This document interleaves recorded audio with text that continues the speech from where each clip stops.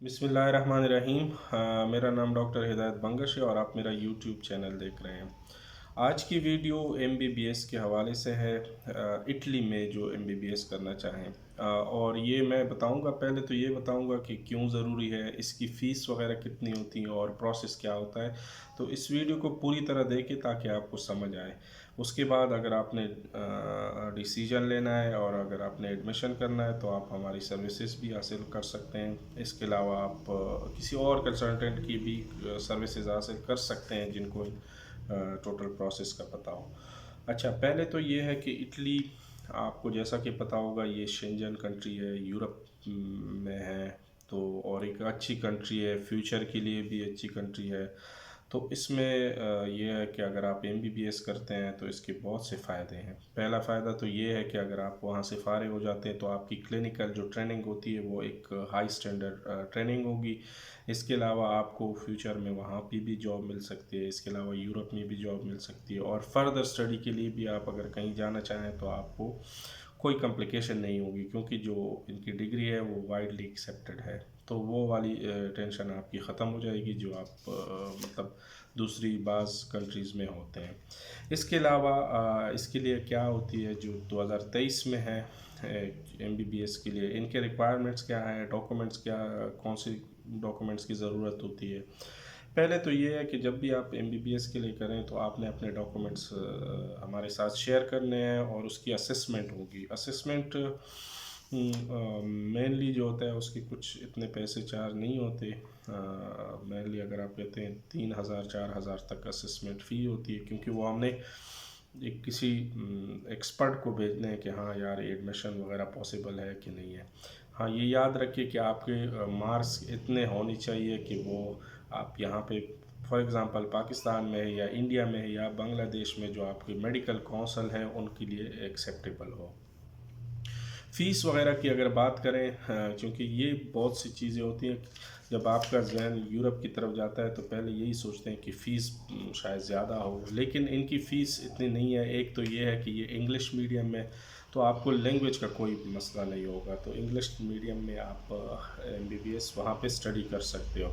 इसके अलावा जो फ़ीस होती है वो तकरीबन 2,000 यूरो या 2,500 यूरो तक मैक्सिमम आपकी ट्यूशन फ़ी होगी। जो दूसरे ऐसी कंट्रीज़ हैं और मतलब जिनकी इतनी वो भी नहीं है, एमबीबीएस या एमडी इतनी क्या कहते हैं अच्छी डिग्री भी नहीं है, उससे भी इसकी फ़ीस सस्ती है। तो आप यही है कि 2,500 यूरो तक आप एक्सपेक्ट कर लें। 2,000 1,500 से लेके मुख्तलिफ है, लेकिन बहरहाल ये मैं मैक्सिमम आपको बता रहा हूँ कि 2,000 से 2,500 यूरो तक आप ये एक्सपेक्ट कर लें। इसके अलावा ये है कि आपकी जो एक्सपेंसेस होती है लिविंग की वो भी इतनी हाई नहीं है। वो 600 यूरो से 900 यूरो के बीच में आपके लिविंग एक्सपेंसेस होंगे, जिसमें अकोमोडेशन होती है और फूड वगैरह होती है।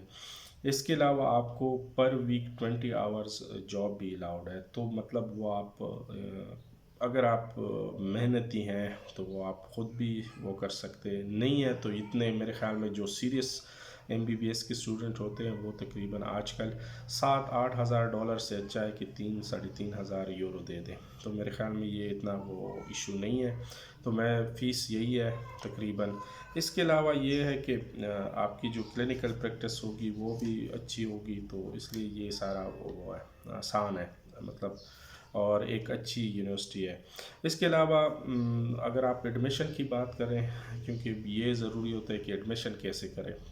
हम बहुत सी बातें करते हैं लेकिन ज़्यादातर जो प्रोसेस होता है एडमिशन वो मुख्तलिफ़ कंट्रीज़ का मुख्तलिफ़ तरह का होता है। तो इसमें यह है कि एडमिशन मार्च से लेके, अब 2023 की मैं बात करूँगा तो मार्च से लेके आप जून तक इसमें एडमिशन ले सकते हैं एमबीबीएस में। लेकिन इनका एडमिशन थोड़ा सा डिफरेंट होता है, तो ये आपने जहन में याद रखना है कि आप अगर सीरियस हैं तो ही एडमिशन लें, अगर नहीं है सीरियस तो फिर ना लें। एक तो ये है कि एडमिशन जब आप लेंगे तो उसमें आपके डॉक्यूमेंट्स चाहिए। वो डॉक्यूमेंट्स कौन कौन से हैं?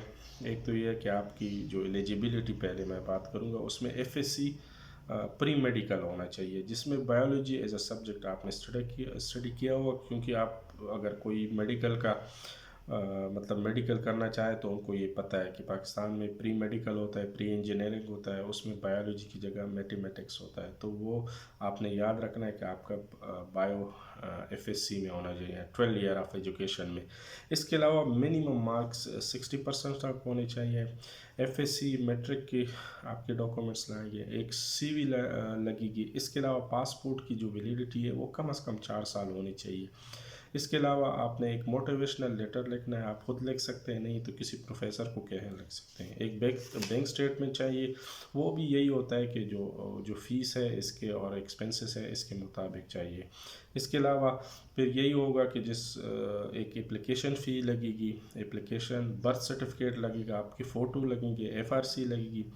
एडमिशन का प्रोसेस यही है कि ये चीज़ें हो गई प्लस एप्लीकेशन फ़ी, ये आपने जमा करना है। उसके बाद क्या होगा, जब आपका मतलब वो हो जाए तो आपने यूनिवर्सिटी में अप्लाई होगा। अप्लाई एक में भी कर सकते हैं हम, अगर उससे ज़्यादा फॉर एग्ज़ाम्पल 2-3 में है तो उसमें थोड़ा सा फ़ीस ज़्यादा लगेगा। आपको एक्सेप्टेंस लेटर आना चाहिए, तो आप जाइए, आपको एक एक्सेप्टेंस लेटर रिसीव होगा। तो इसका ये मतलब नहीं है कि आप जा सकते हैं डायरेक्ट वीज़े के लिए अप्लाई कर सकते हैं। इस पे बाद एक अहम जो स्टेज है वो यही है कि उसके बाद IMET एग्ज़ाम होता है, इनका टेस्ट होता है। जिस तरह पाकिस्तान में MD-CAT होता है, इसी तरह मेरे ख्याल में इंडिया में अपना टेस्ट होता है। तो इसी तरह इटली में है IMET टेस्ट, और इसकी जो रजिस्ट्रेशन होती है वो जून के बाद जुलाई में स्टार्ट होती है, और नवंबर तक इसका टेस्ट कंडक्ट होता है पाकिस्तान में। और वो आप डेट चेक कर सकते हैं अपने हिसाब से, नहीं है तो जिससे आप एडमिशन करा रहे हैं, जो प्रोसेस करा रहे हैं, तो उनसे ये चीज़ें भी करा दें। अब ये होगा कि अगर आपने IMET टेस्ट वो किया, पास किया, वो टेस्ट आपको पास करना लाजमी है, तो आप डायरेक्टली उस यूनिवर्सिटी में उसके बाद आप कंटिन्यू कर सकते हैं MBBS की स्टडी। और इस दौरान फॉर एग्ज़ाम्पल चूँकि वो है IMET टेस्ट बाद में आता है नवंबर में, तो आप वीज़ा प्रोसेस एक्सेप्टेंस लेटर पे कर सकते हैं। जो ही आपको इटली का वीज़ा मिल जाए तो उसके बाद आपने ये करना है कि IMET टेस्ट देना है। अगर टेस्ट पास किया वेल एंड गुड, नहीं किया तो उसके बाद ये कर सकते हैं कि चूँकि आपके पास एक वैलिड वीज़ा होगा तो आपको कोर्स भी चेंज कर सकते हैं उधर। अगर पास किया तो आप MBBS में एनरोल होंगे, पास नहीं किया तो आप किसी और यूनिवर्सिटी में कोई और कोर्स भी मेडिकल रिलेटेड हो या जो भी दूसरा कोर्स हो जिसमें आपको एक्सेप्ट करते हैं, तो आप वहाँ पे स्टडी कंटिन्यू कर सकते हैं। तो इसलिए आपकी जो मेहनत होती है वो ज़ाया नहीं होती। लेकिन ये है कि अगर आपने MBBS करना है तो उसके लिए सीरियस होना होगा। IMET के जो टेस्ट हैं वो इतने वही है, बायो है, फिज़िक्स, केमिस्ट्री, और जो मतलब इंटरमीडिएट लेवल क्वेश्चन होते हैं वो थोड़े से आपने रिसर्च करना है नेट पे, तो आपको सारे डिटेल मिल जाएंगे। लेकिन अगर वो आप पास नहीं करते तो भी आप एज अ ऑप्शन दूसरा भी कोर्स रखें कि मैंने अगर फॉर एग्ज़ाम्पल IMET पास नहीं किया तो ये होगा। तो ये एक मैं तो कहता हूँ एक अच्छी अपॉर्चुनिटी है, क्योंकि फ़ीस भी वही 2500 यूरो तक है। मुख्तलिफ है, कम भी हो सकती है इससे।